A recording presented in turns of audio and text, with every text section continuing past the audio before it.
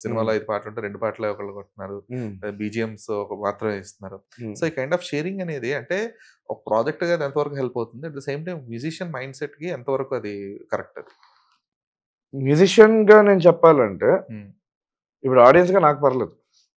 ఆడియన్స్‌కి happy. Ah! They are getting different kind of vibes yeah! For it.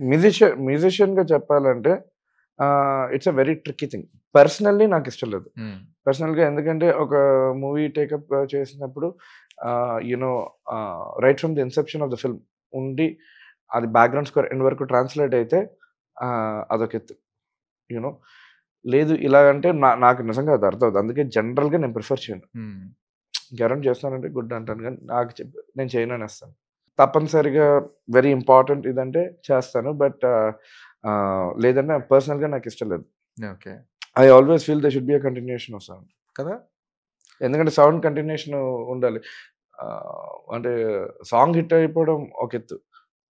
అది కానీ అది అంటే ఒక మ్యూజిక్ డైరెక్టర్ నుంచి వచ్చినప్పుడు ఇప్పుడు మీరేమైనా రాజా సార్‌ది, రెహమాన్ సార్‌ది చూస్తే దేర్ ఇస్ ఎ ఫ్లో.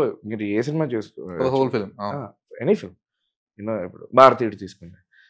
అలాగే అంతెందుకు మీరు మనకి ఇక్కడ 'కీరవాణి' సార్ ఉన్నారు, 'కోటి' సార్ ఉన్నారు.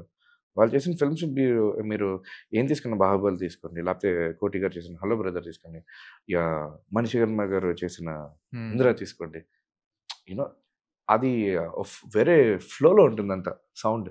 Okay. And it is so intact. So, అలాంటివి చూసి పెరిగినవాడిని. అలాంటి లెజెండ్స్.